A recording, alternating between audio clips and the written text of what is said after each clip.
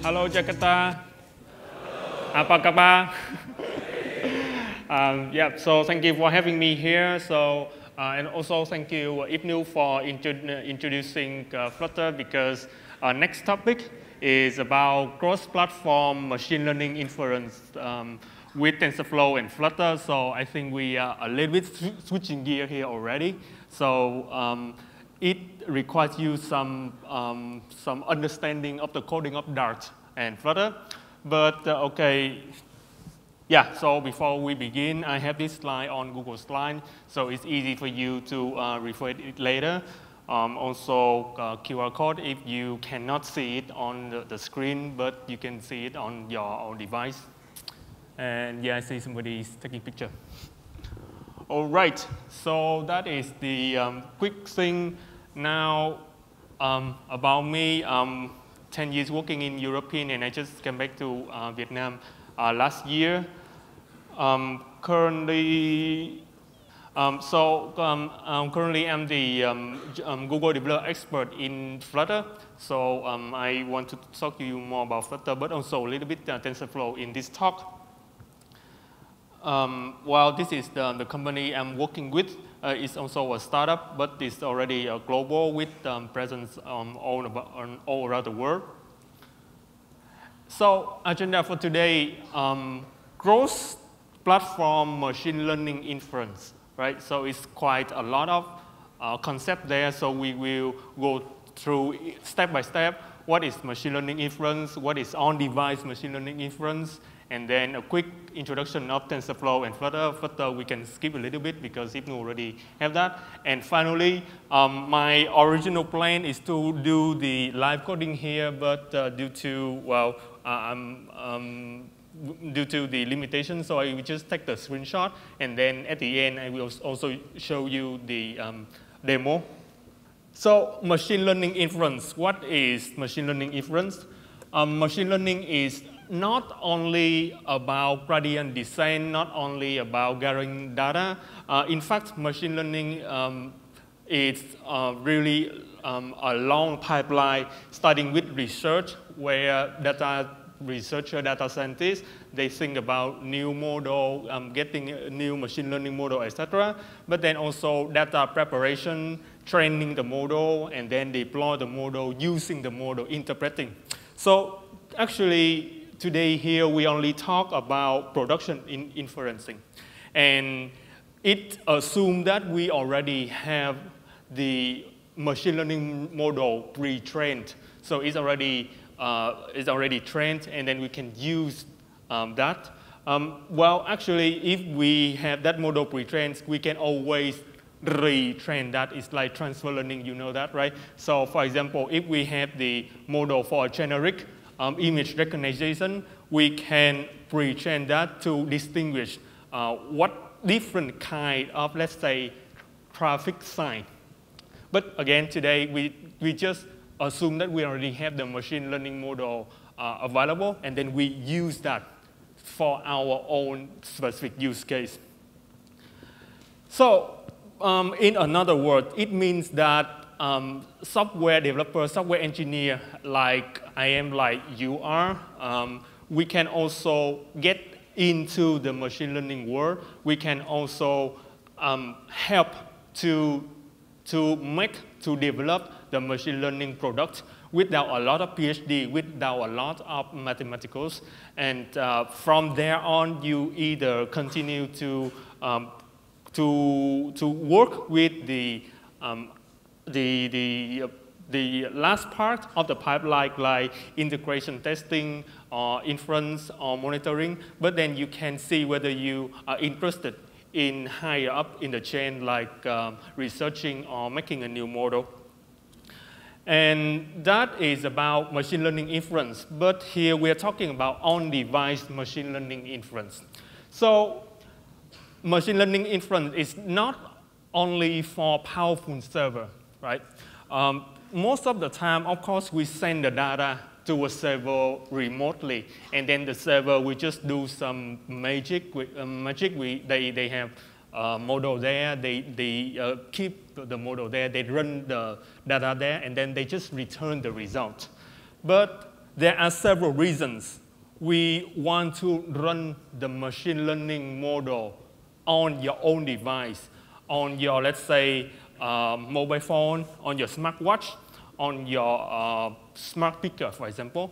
The first reason is about latency or data usage. Because when we send the data, we need to have the round trip from your local device to the server and then back. The fastest, it may take 100 or 200 milliseconds. That is like the server in your own region. If you send data across the Atlantic, it may be 300 or 500 milliseconds, right? So the latency here, if we can do the inference locally, we can have it almost instantly. And the second reason is privacy. Sometimes you really are not comfortable sending the data out to, let's say, Google, send data to Facebook, or send data to even the government.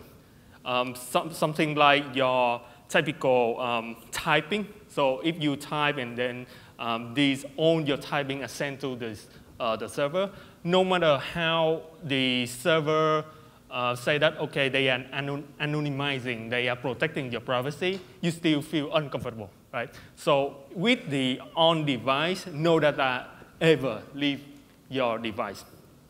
And finally, connectivity in some remote area, let's say suburban or countryside, for example, they need to use some machine learning inference, like they take a picture of the leaf and then the machine learning model infer whether the tree is healthy or not. And that's what is happening. But then in the rural area, we don't have the reliable connectivity. So with on-device inference, we can do that without the limitation of the infrastructure. So that is what and why we may need on-device machine learning inference.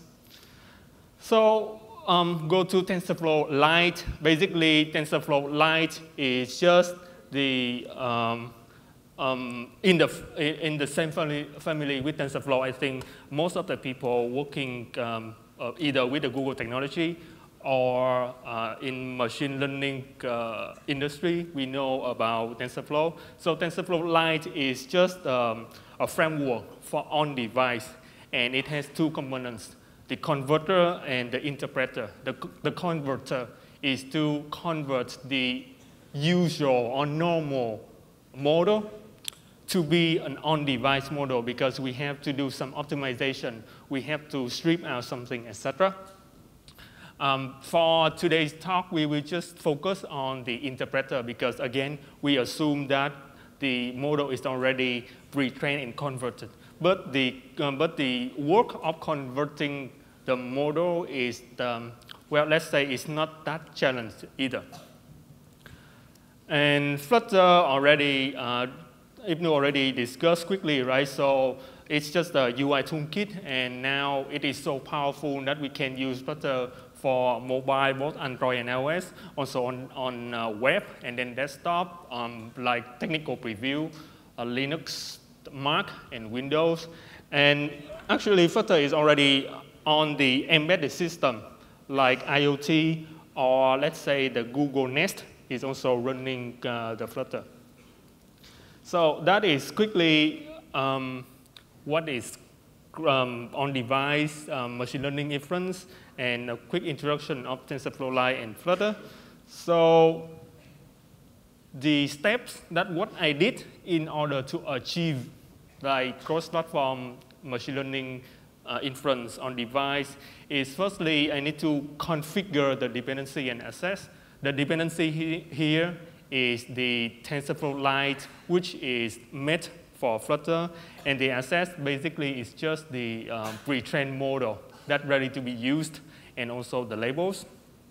So when I have that already, in the code, I just load it into the memory, and I need to pre-process the input. The input here, in our example, it is the object recognition. So basically, the input is the image, and the output is, okay, where in this image, We have some kind of object.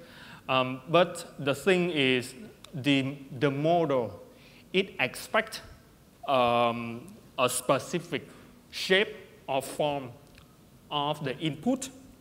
So we might need to do some pre-processing. For example, the image format is not in RGB, red, green, blue, but it can be in some other color format. We have to do the conversion. The image is not 300 by 300 pixels, which is what the model expects. We have to do the cropping, we have to do the rotation, we have to do the resizing, all of the things. We have to do a lot, and that's why even though the machine learning model is already there, we as a software developer still have to do a lot in order to make it usable. And of course, after we process the input, we feed into the model, and then the model spits out the result. Again, the result here is in the raw form of binary only. We have to interpret the result, like if it spits out number 2, what does it mean, right? Number 2 is the index in the labels, and then it spits out the array of 4 doubles numbers. What does it mean? It's a coordination of left, and then bottom, and then width and height of the box that detect the object in the image. So you can see that we have to understand both the expected input of the model and also what the output of the model means in order to make it usable and then present that to the end user. So now the code, again, I expected to have it the live machine here to show you the code, but I will just take the screenshot. Here is the first part. What does it do? So you can see that we start the image stream. So we start the image stream from the camera of our phone, and then some optimization. If the detection is in progress, then we just short-circuit it, because the image coming in faster than we can consume. So we just drop those images. And also, the interpreter is supposed to be initialized. If not, then we just skip the image until all of this is available. And then we just call the on-image camera handler. In this one, we have the camera image, which is a raw format image. We have to process that into RGB later and crop and then resample rotation. The interpreter is the model. And the sector recognition is actually a callback that when we have the result, we just do the callback. Now going to the on-camera image handler. So here, basically, it's just go in deep into the model and then do the detect object on frame. And there are some hyperparameters that we already defined, like the threshold or how many images we want to display, because again, the output from the model, it may be noisy, and we don't want to present that to the end user. We want to limit that. So detect object on frame is actually the async await. So next slide. Yeah. So because detect object on frame itself is a long and computational heavy. So if we can do that on the main thread of Flutter, but if we do that, then there will be a significant performance degradation. So we need to send that to a different thread, and then we just wait for the results from that thread sent back to us. So that's the purpose of the code here. We prepare everything, and then we send to a different thread. So this is in the different thread that we are about to do. You can see that there's a pre-processed image data, right? So pre-processed image data, first we convert camera to image color. And then if it is Android, because Android have a different rotation, especially the physical and the logical, so we also have to rotate that by 90 degrees. And down there, you can see that we resize and crop square 300 by 300 as well. So see a lot of pre-processing for the image. Back there, now you can see that detect object on frame sync. Sync here means that if we are going to run this on, let's say, the main thread, it may take 100 milliseconds or 200 milliseconds. Too long for what is supposed to be on the main thread. We want to retain 60 frames per second. That is the smooth user experience. So if any function is running longer than that, we have to offset it to the background thread, so to say. And here in the background thread, we feed the data into the input tensor, right? And then again, this data is already processed into what exactly the model expects. It expects the 300 by 300 pixels. Each pixel is red, green, blue value by that order. So there's no RGBA or there's the different color format, but we need to convert exactly to this. And also we need to interpret the output from this. For example, we have several output locations or output classes, and that we need to understand from the model, either by converting ourselves or reading the document. So I think that is basically and now here is the example. Again, I cannot do the live demo, so I just record that like several minutes ago, right? So you can see that it detects the object in real time from the image stream. It can see laptop, person, and then sometimes it weighs keyboard or TV, etc. And you can see that the detection time, can we run this video in loop again? Yeah, thank you. Yeah. So you can see that down there, the detection time is about 60 milliseconds, which is quite good. But then this 60 milliseconds is always in the background, so it does not affect the user experience at all.